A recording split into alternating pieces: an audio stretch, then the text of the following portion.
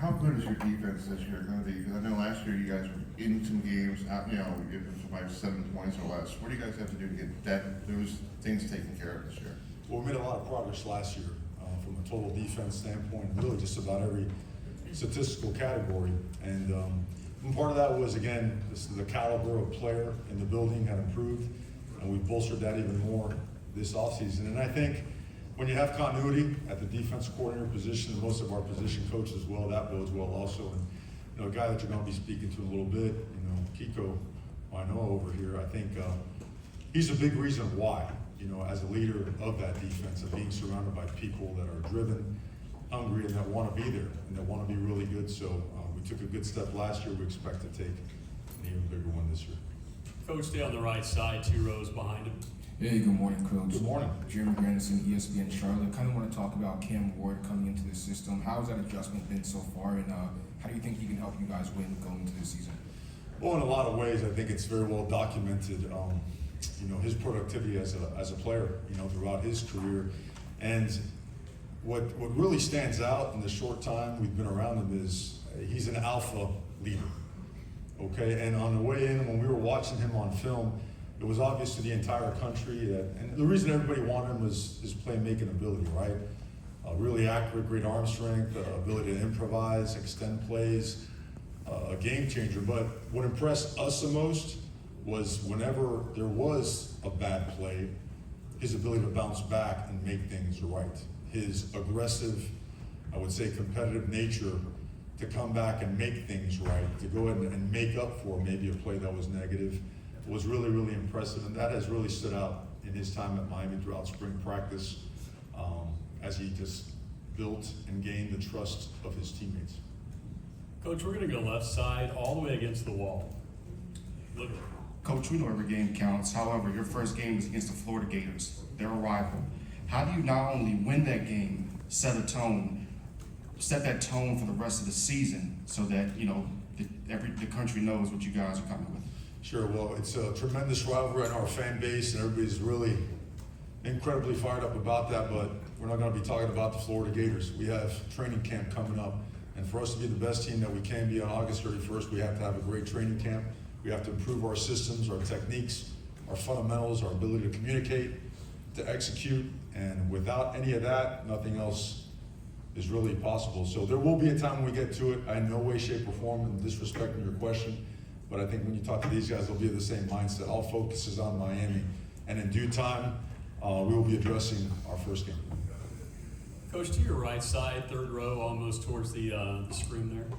Tyler Budge, CF Budge. Coach, you get your Cuban coffee this morning? Did I get mine? No, they failed me, man. I mean, everybody talked about the great Cuban coffee places here in Charlotte. I'm sure they were here, but, you know, and I'll call Greg Olson about that. I mean, he was supposed to help me out, but it never happened, so, you know, there's some making up to do. Gotcha. Calling up. Cam Ward, over the last 2 seasons, has been sacked over 80 times. What sorts of conversations have you had with Shannon Dawson, with your O-line, about mentality, protecting the quarterback, keeping him from taking those kinds of hits this season? Well, protecting the quarterback has always been the forefront of any and every place that we've been at. And it starts with guys like Jalen Rivers over here. The guy's a complete pro from top to bottom. Elite as a competitor, as a mentor to the younger guys, and in his approach to his craft. So it starts with the guys up front and making sure that there's complete alignment between the coordinator and the offensive line coach, right? Understanding what defenses do, what they do well, where their personal advantages or disadvantages might be, and scheming our plan as it relates to that, okay? And to do that, you have to have good personnel up front, especially when you have a quarterback, like we feel our quarterback and quarterbacks are, to give them the right amount of time, to allow them to just at a very high level operate within the system, and sometimes improvise on their own. So we feel good about the personnel up front. We feel really good about the personnel outside, on the perimeter, in the core, in the backfield.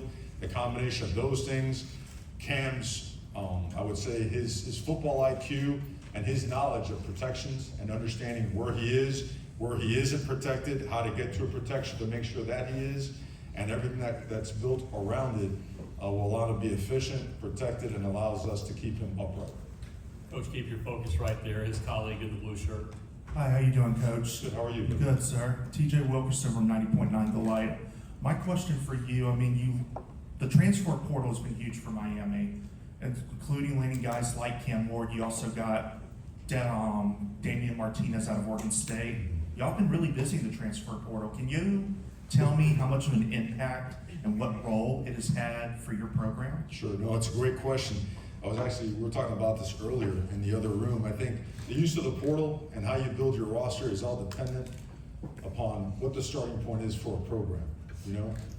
At a previous program, there wasn't much use of a transfer portal by us because we were very junior and senior laden, you know? We have a handful of 4th and 5th year guys that are awesome, and they need to be complemented by guys that have had a significant amount of snap counts, experience, maturity at certain positions. And it's a great blend because you have guys that have been here and have been through a lot and are driven to compete and win. And then you have some transfer portal guys at some positions that needed bolstering, that are driven, that want to win and want to be at Miami, and then they're sandwiched in there with some uber talented freshman classes, right? That's a really good blend, right? You got them at all levels and at different positions. So now that allows for higher level play. It allows for great mentorship for the younger guys and development for the younger guys. And now you build the right kind of depth. You're more staggered, right? Where it's more sustainable. The coming years, you know, it bodes well for Miami knowing that it's layered where upperclassmen are also complemented by younger guys. And there are some younger guys in the starting roles as well. But overall, the blend and the mix is really well. It's really good. Sorry. Coach, we're going to hustle a microphone to the very back on the left-hand side. Gentleman standing up, receiving it now. Good morning, Coach Cristobal. Good morning. Jesse Coker from the College Huddle. Cam Ward come from a kind of air raid style offense. Shannon Dawson also is a guy with a history of an air raid style offense. Can you talk about how his skill set lines up with Coach Dawson likes to do, and will that be kind of a different offensive philosophy for you guys this year with receivers like Restrepo? Well, it's a perfect marriage because you're looking at two very high football IQ guys that continue to evolve. You know, I think sometimes it's unfair to pigeonhole a guy into being just an air raid guy. There are passing game principles that relate to the air raid, but there's also 5, 6, 7-man protection and play action schematical stuff that is more towards you know, a power spread team, as well as, you know, a very efficient and powerful run game that we've also put together. So it's a great blend, you know, and the involvement and the morphing of our system allows a guy like Cam, a guy like Jalen to maximize their abilities, right? Whether it be in the run game, whether it be in the screen game, the passing game, we feel like there's a lot of different ways that we can attack opponents. It starts with the guys up front and the guy behind center, and we feel that we're super blessed to have guys that we wouldn't trade for anybody in the country. We feel they're the best. Coach, from the podium, what does accomplished greatness mean to you? Accomplished greatness to us would be a way of life. It relates to alignment in everything you do. I mean, you know, we always, at our place, say how you do anything is how you do everything. So whether it be the classroom, the community, how you are at home with your family, how you are in the community with, you know, people that you're trying to impact, how you are in the locker room, how you are on the road, how you are when things are going well or when they're not going so well and you face adversity. Greatness is being the absolute best you can be all the time. It's the way of life. Coach, we're going to go back to your right, third row, gentleman in blue, TJ. How you doing, Cristobal?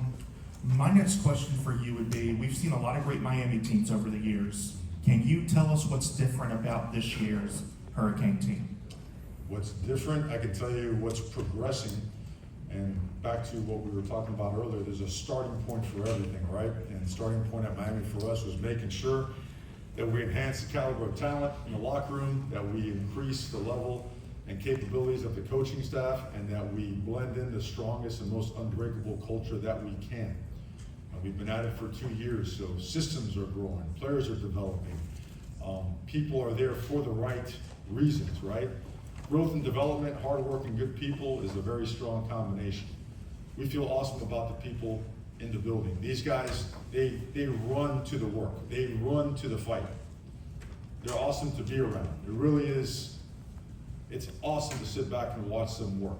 It lets you go home and feel good knowing that no matter what, these guys are ready and willing to show up because they're driven. They're driven to win. They're team goal oriented. So what's different? I don't know if I've ever answered one of those questions well or to the point. because they're kind of projections and almost like hopes and wishes. For us, we're about the work. You know, we've been lucky to have been around great coaches, great mentors in our profession as players and as young coaches, and we apply all those principles and values, and we've been blessed enough to have a locker room full of guys that are all about it, and they're eager, so I can't wait to have the opportunity to get to work with them. Coach, staying on the right side, back to the fourth row in the middle. Jeremy Grandison, ESPN Charlotte again, Coach. Miami has traditionally run a pro-style offense, but with maybe a more mobile quarterback like Cam, does that open up the playbook at all for you guys? Well, I think Miami, we got to go through different eras now, brother. You know, I mean, you go back to Testaverde and Kozar, and it's pro style, and then Miami's gone power spread, open spread, air raid, condensed. I mean, it's done just about everything. We believe in Cam Ward, and we believe that Cam Ward will allow Miami to do things that Miami hasn't been able to do in a long, long time. We have complete trust and faith in him and the guys around him. He's a dynamic player, but even more importantly, he's a dynamic human being. Strong leader, raised the right way, unbelievable parents, like the guys beside him. All those sets of parents right there are the reason why those guys are like they are. And I think when you combine that with the talent that he has and the guys around him, it's exciting, but we're not here to make any predictions or projections. We just want to get to work. That's all we want to do. We want to get to work and want to get at it, and we want to and go prove ourselves. Coach, your last question, front row to your right. Level KT, CFP Nation. Coach, in the fast casual business, we have a saying of eliminating excuses. And since your time in Coral Gables, you've been able to eliminate excuses with the recruiting, with the roster construction. You have one of the best constructed roster in the sport.